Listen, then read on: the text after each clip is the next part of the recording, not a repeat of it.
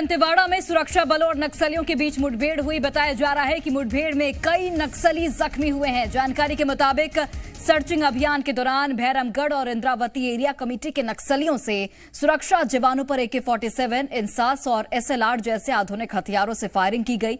सुरक्षा बलों की जवाबी कार्रवाई में कई नक्सलियों के घायल होने की भी सूचना है। वहीं इस दौरान सुरक्षा बलों ने नक्सलियों के 3 स्मारक भी ध्वस्त किए हैं। साथ ही स्पाइक और ID भी जब्त किए गए हैं।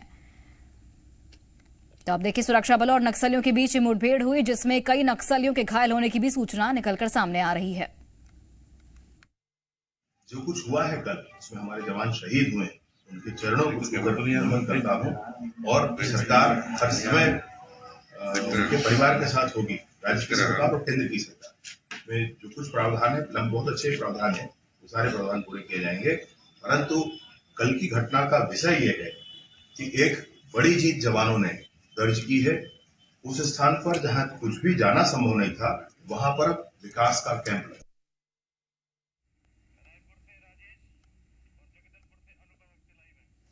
और चलिए, अधिक जानकारी के साथ अलग अलग जगहों से हमारे सहयोगी लाइव जुड़े हुए हैं। रायपुर से हमारे सहयोगी राजेश निषाद लाइव जुड़े हैं, वहीं अनूप अवस्थी जगदलपुर से लाइव जुड़े हैं।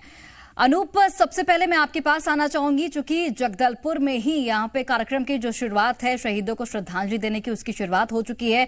कितनी देर में वहां पर मुख्यमंत्री का आगमन होगा? और चूंकि लगातार नक्सली अपनी कायराना करतूत को अंजाम दे रहे हैं, हालांकि योजनाएं तमाम चलाई जा रही है, उसके बावजूद भी यहां पर आप क्या समझते हैं कि कौन सा ऐसा लूप होल है जिसकी वजह से लगातार ऐसे जो मामले हैं वो सामने आते हैं और हमारे जवान शहीद होते रहते हैं? देखिए सोनाली, 2021 में भी यहाँ पर एक बड़ा नक्सली हमला हुआ था और 23 जवान शहीद हो गए थे। और फिर इस इलाके में ये जो गांव है, यहाँ पर बटालियन नंबर 1 का कमांडर उसका निवास है, इसलिए भी ये इलाका जो है बेहद महत्वपूर्ण हो जाता है। कल ही यहाँ पर सुरक्षा बल का कैंप खोला गया था और उसके बाद नक्सली मूवमेंट की खबर के बाद यहाँ पर जवान सर्चिंग में पहुंचे थे और ये मुठभेड़ हुई। फिलहाल इस वक्त मैं मौजूद हूँ करणपुर में और CM विष्णुदेव साय शहीदों को श्रद्धांजलि देने के लिए पहुंच चुके हैं। उनके साथ में डिप्टी CM विजय शर्मा भी हैं। इसके अलावा स्थानीय भाजपा के नेता वन मंत्री केदार कश्यप भी मौजूद हैं। चित्रकूट के विधायक विनायक गोयल भी आए हुए हैं। DGP, इस वक्त हम सीधी तस्वीरें दिखा रहे हैं अपने दर्शकों को। DGP अशोक मेजा इस वक्त श्रद्धांजलि दे रहे हैं। काफी गमगीन माहौल है इस वक्त यहाँ पर। करणपुर का ये कैंप है और यहाँ पर ये श्रद्धांजलि कार्यक्रम रखा गया है। तस्वीरों में आप देखिए, मद्दी हैं भाजपा के नेता, वो श्रद्धांजलि दे रहे हैं। कुछ देर में मुख्यमंत्री विष्णुदेव साय भी श्रद्धांजलि देंगे। बिल्कुल ठीक है अनूप, आप तस्वीरें दिखाते रहिए। राजेश भी हमारे साथ लगातार जुड़े हैं।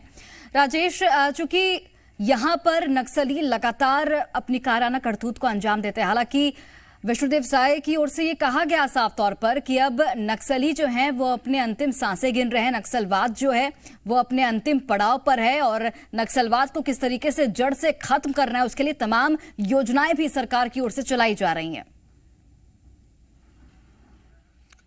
बिल्कुल, देखिए कल जिस तरह से जो घटना निकल के सामने आई है, चूंकि जिस जगह पे ये घटना हुई है वहाँ काफ़ी लंबे समय से कैंप बनाने की जो मांग है वो की जा रही थी। CRPF के जवान लगातार कहीं ना कहीं उस क्षेत्र में कैंप बनाने की तैयारी में भी जुटी हुई थी और यही वजह है कि जब कैंप बन के तैयार हो गया, कल ही उस कैंप का ओपनिंग हुआ और ओपनिंग के दौरान जब वो जवान वहाँ से सर्चिंग के लिए निकलते हैं, इसी बीच अचानक से घात लगाए बैठे नक्सलियों ने धुआंधार जवानों के ऊपर हमला कर देते हैं। गोलियां ऐसी बरसाई जाती है कि जवानों को मौका ही नहीं मिल पाता कि कुछ समझ पाए। हालांकि जैसे ही नक्सलियों ने फायरिंग की, उसके बाद हमारे जवानों ने मोर्चा संभाला और मुंहतोड़ जवाब नक्सलियों को दिया है। हालांकि इस घटना में हमारे 3 जवान शहीद हुए हैं, जिनको आज जो है मुख्यमंत्री विष्णुदेव साय जगदलपुर में उनको श्रद्धांजलि अर्पित कर रहे हैं। कुछ जवान घायल भी हुए हैं, करीब 15 जवान घायल बताए जा रहे हैं, जिसमें से 8 जवानों को रायपुर रेफर किया गया है। उसमें से 4 जवान नारायणा अस्पताल में है, 4 जवान बालाजी अस्पताल में है।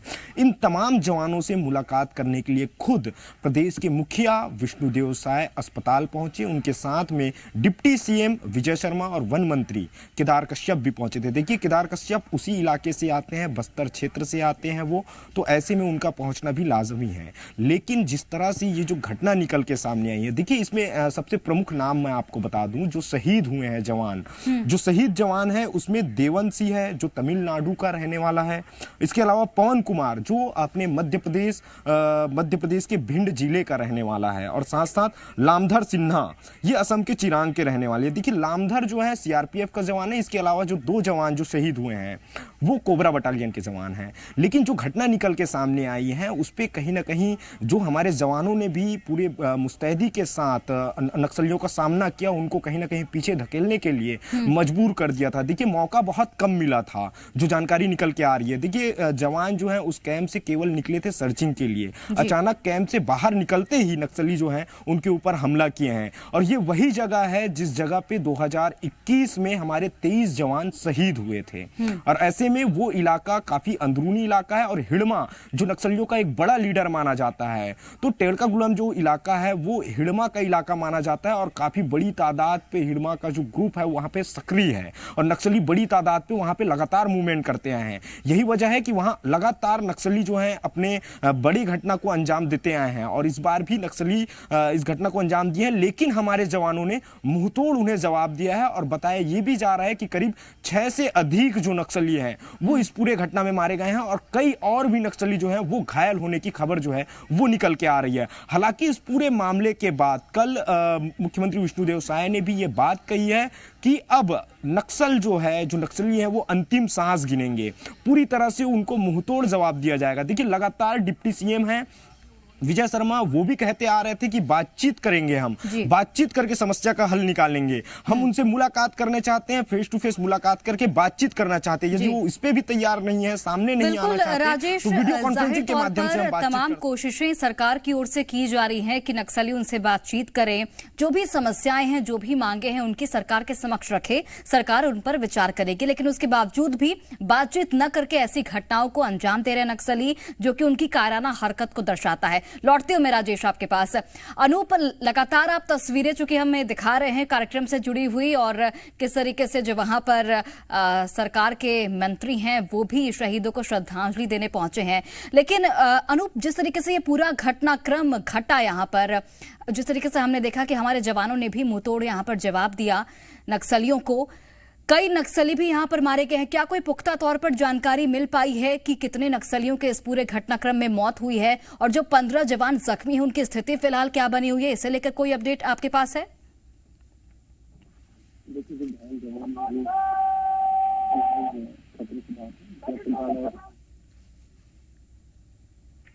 चलिए, अनूप तक हमारी आवाज नहीं पहुंच पा रही, दोबारा जुड़ने की कोशिश करेंगे। राजेश लगातार बने हुए हैं।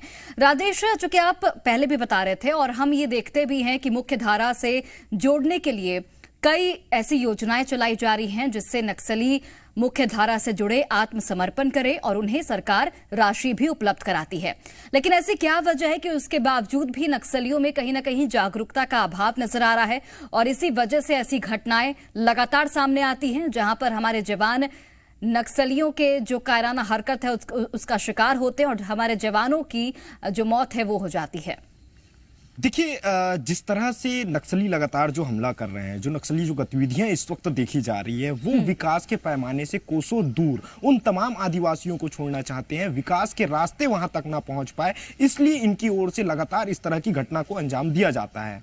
देखिए, आज ही डिप्टी सीएम है विजय शर्मा, उनका एक बयान आया है, उनका बयान काफी महत्वपूर्ण है, क्योंकि देखिए उन्होंने सीधे तौर पर यह बात कही है, जिस जगह पे ये घटना हुई है वो कैंप जहां पे खोला गया है वो कैंप विकास का कैंप था। वहां ना केवल राशन की व्यवस्था थी बल्कि चिकित्सा की भी व्यवस्था थी, साथ साथ तमाम जो सुविधाएं हैं जो वहां के जो अंदरूनी इलाके के जो आदिवासी हैं उन तक वो चीजें पहुंच पाए, उन तमाम चीजों को लेकर के वो कैंप बनाए गए थे। वहां आंगनबाड़ी की भी व्यवस्था की गई थी। लेकिन नक्सली ये कभी नहीं चाहते कि वहां विकास जो है वहां तक पहुंच पाए, जो वहां के मूलवासी हैं, जो वहां के स्थानीय निवासी हैं आदिवासी, उन तक वो विकास पहुंच पाए। वो एक विकास का जो अवरोध है वो नक्सली बनने की जो कोशिश है वो कर रहे हैं। और जिस तरह से जो हमारे जो जवान खासकर अंदरूनी इलाकों पे जिस तरह से सरकार की जो पैठ इस वक्त जो पहुंच रही है, लगातार नए नए जो कैंप खोले जा रहे हैं उससे नक्सली कहीं ना कहीं बौखलाए हुए हैं। और यही बौखलाहट का नतीजा जो है कल जिस तरह से नक्सली बौखलाए हुए हैं, क्योंकि तमाम योजनाएं उनकी तरफ से सरकार की ओर से चलाई जा रही है और यही वजह है कि लगातार नक्सली वारदातों को भी अंजाम दे रहे हैं। अब देखना होगा कि क्या कुछ कार्रवाई की जाती है आगे चलकर, कौन कौन सी योजनाएं जो हैं वो अब आगे चलकर सरकार की ओर से चलाई जाती है नक्सलियों के खात्मे को लेकर। बहुत बहुत धन्यवाद आप दोनों का तमाम जानकारी हम तक पहुंचाने के लिए।